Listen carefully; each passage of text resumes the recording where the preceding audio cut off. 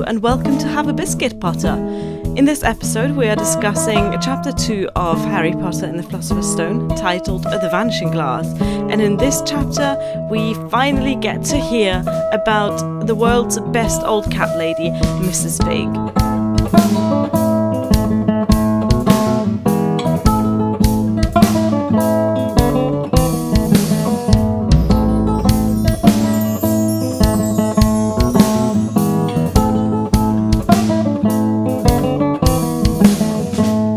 This podcast contains spoilers for the entire Harry Potter series, and it also contains some swearing, so be aware of that.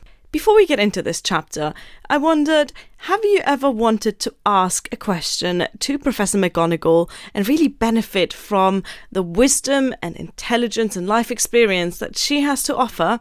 Well, you can't, because she is a fictional character. I'm sorry to say that. But the next best thing would be to go on Twitter right now, ask a question that you would like to ask Professor McGonagall, and tweet that out using the hashtag AskMcGonagall. That's hashtag AskMcGonagall.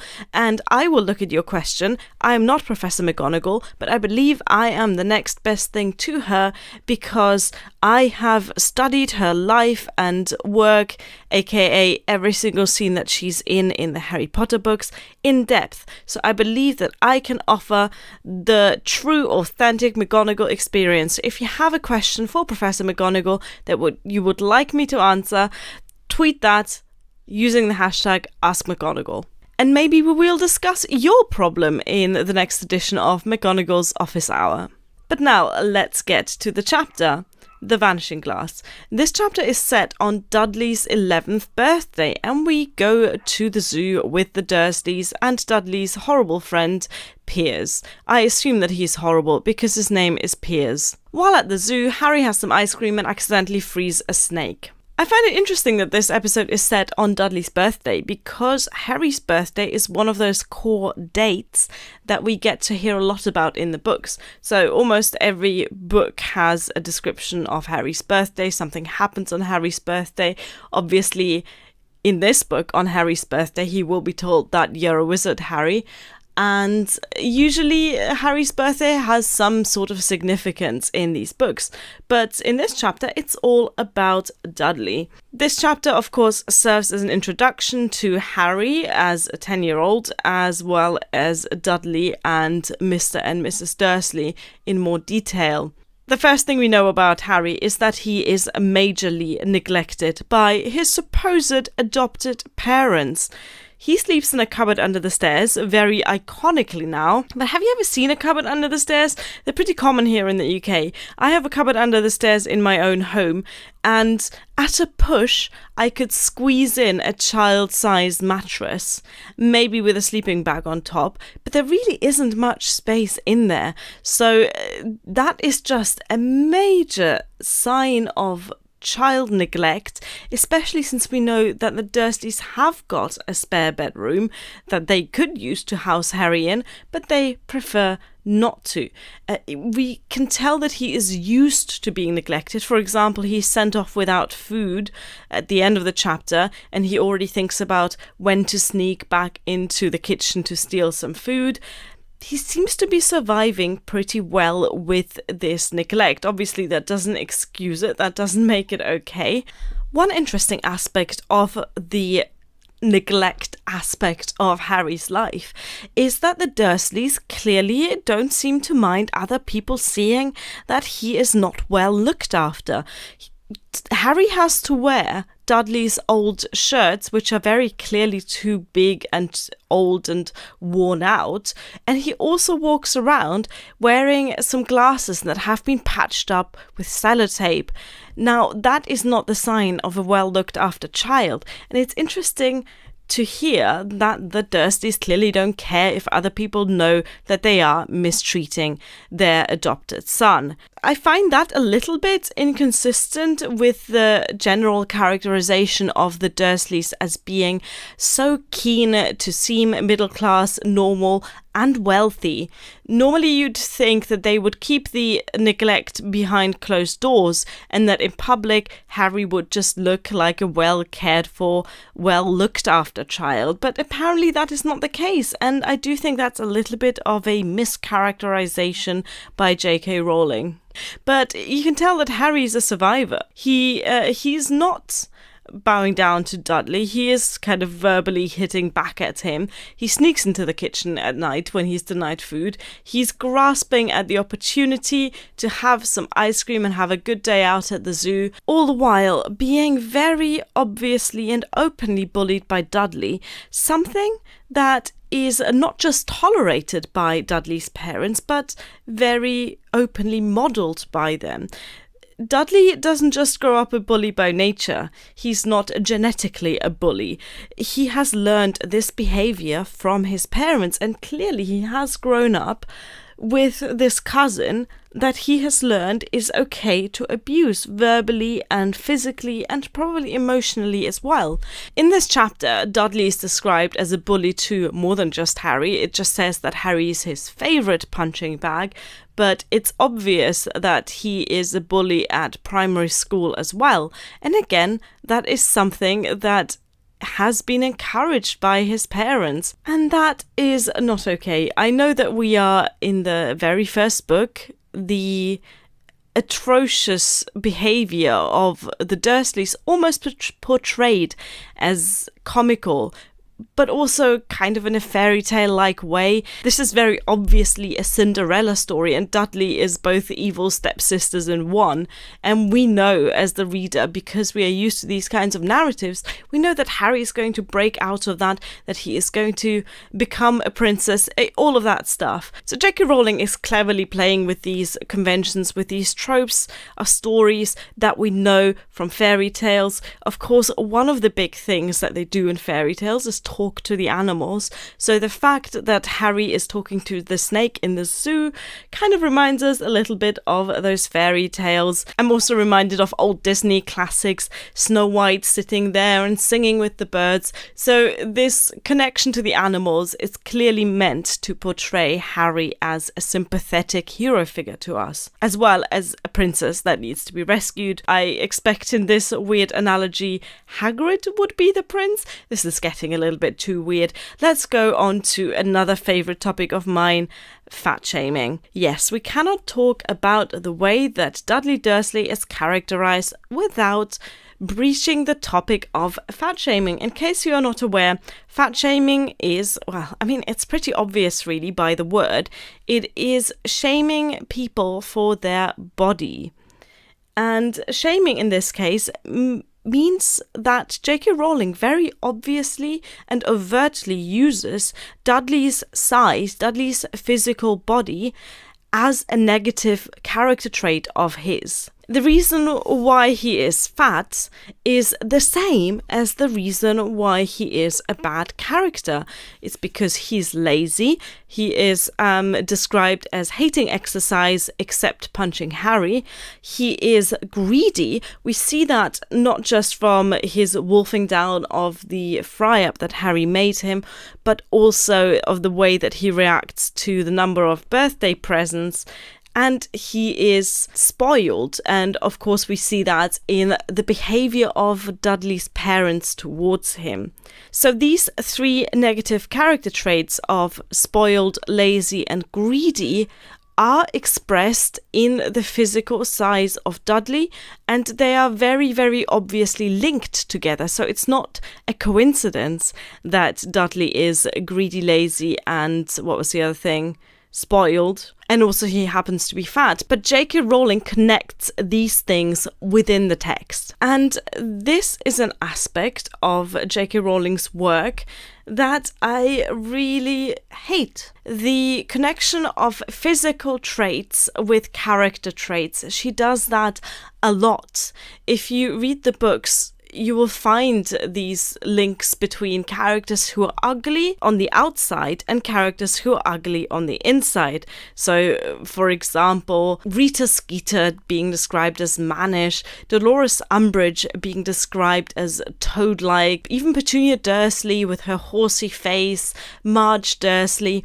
There are so many characters whose physical unattractiveness is connected to the unattractiveness of their character, and that is just not okay. Now, I can see why she did it. It places these books firmly within the tradition of storytelling.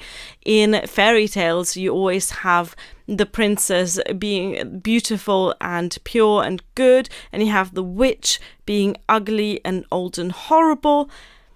But just because it's a tradition doesn't mean it's a tradition that needs to be perpetuated and kept. So that theme we will see a lot more throughout the books, and pay attention as you read through them and just notice how people are physically described. The fat shaming of Dudley Dursley is really just one example of that. Continuing with the theme of fairy tale traditions, we get Harry talking to a snake in the zoo. This is the first mention of what we later know as Parseltongue, and it's presented here for the only time in the books as a completely benign, everyday, nice, non-threatening kind of skill. The snake talks to Harry. Yeah, it's a bit weird, but Harry just goes along with it. And again, that places him in the tradition of good characters from fairy tales that talk to animals. One question I do have about the whole Parseltongue thing is, can the snake read? Can the snake read English? Because Harry asks about Brazil and the snake keeps tapping at the sign that says bred in the zoo or whatever. And I'm like, how does the snake know what's written on the sign? Because either the snake can read English or the snake can understand English, which is maybe some people have read out the sign and then the snake heard it and then it knew that it was bred in the zoo. This is all a bit weird. I don't understand how the snake knows what's written on the sign. So we have these very direct and very old-fashioned bits of shorthand that tell us what the characters are like. For example, Dudley is fat and greedy and bad, Uncle Vernon is angry and bad, and Harry Potter is good because he, like Snow White, talks to the animals. Isn't that lovely? Now, this chapter doesn't give much in the way of emotional depth, definitely not as much, nowhere near as much as the first chapter, but we get a little bit at the end that gives us a hint of Harry's sense of loneliness. When he had been younger, Harry had dreamed and dreamed of some unknown relation coming to take him away, but it had never happened. The Dursleys were his only family. So we already get this longing for somewhere to belong to, because he clearly is an outsider at the Dursleys, and he feels that very much. And they remind him of that fact daily. And the very last paragraph of the chapter reads, "At school, Harry had no one. Everybody knew that Dudley's gang hated that odd Harry Potter in his baggy old clothes and broken glasses, and nobody liked to disagree with Dudley's gang.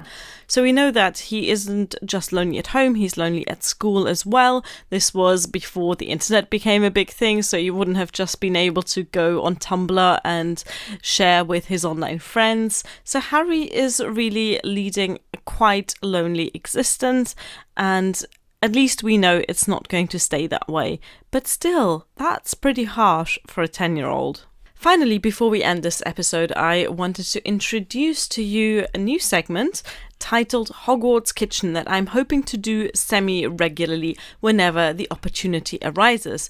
In Hogwarts Kitchen, I will talk about a specific food item that is mentioned in the chapter that I have just discussed, because I really like researching and talking about the cultural and historical significance of food. It's just something I'm very interested in. I love food, I love cooking, and I love knowing about food in general. So in this chapter, there are a few choice choices. For example, we hear about the breakfast that Harry cooks up, made up of bacon and eggs, very traditional British food for breakfast, something I never would have dreamed to eat in the morning before I moved to the UK. We also hear about the lemon ice lolly that Harry manages to snag at the zoo. But the food I really want to talk about in this episode is the Knickerbocker Glory. While at the zoo, Harry's allowed to finish Dudley's first Knickerbocker Glory because it wasn't big enough for him, so Uncle Vernon ordered Dudley a second one and Harry was allowed to finish the first. But what is a Knickerbocker Glory, you might ask? Well, if you are from the UK, then you will likely have eaten a Knickerbocker Glory, maybe in a seaside town on holiday. But if you're not from the UK, then let me just describe it to you as a very basic ice cream sundae. No one really knows where the Knickerbocker Glory came from or why it is called that, but it likely originated somewhere in the UK, sometime in the early 20th century. It was established by the 1930s. There are some suggestions that it has something to do with the Knickerbocker Hotel in New York and that it actually has American origins, but as far as I can tell, no one's proven anything. Now, there's no fixed recipe for Knickerbocker Glory, so you can pretty much make it whichever way you like, serve it in a tall glass and call it a Knickerbocker Glory, but traditional ingredients would be vanilla ice cream, some sort of fruit, usually strawberries or raspberries, some sort of sauce like a chocolate sauce or a strawberry sauce, maybe some meringues, and of course some whipped cream on top. The important thing for Knickerbocker Glory is that it is layered, so if you make it, make sure that all of the layers are clearly visible, and this is what I put in a Knickerbocker Glory. Vanilla ice cream, whipped cream, meringues, and then always something crunchy, so you can either use some crushed up hazelnuts or pistachios, or you can even use some crumbled up biscuits.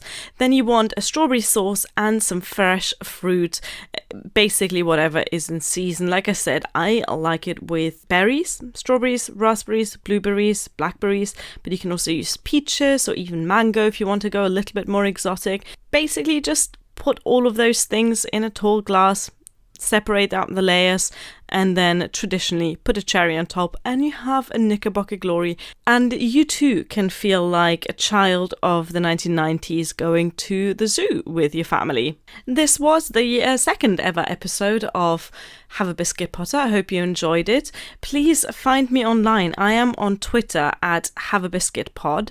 I'm on Instagram at Have a Biscuit Potter Podcast. And you can also find me on my new WordPress page, which is wordpress.com/haveabiscuitpotterpodcast. Is that right? Let me just look that up. Yes, it is. wordpress.com/haveabiscuitpotterpodcast. That's where you can find all the episode. That's where I'm going to link to a recipe for Knickerbocker Glory. And I hope you join me online. Tell me what you think of my discussion of this episode. And I just really want to hear your thoughts. Thank you for listening. Bye. Have a Biscuit, Potter was written, produced and hosted by Claudio Falcone. The theme song is based on a tarantella by Johann Caspar Merz, and it was performed by Claudio Falcone and produced by Bill Hayes.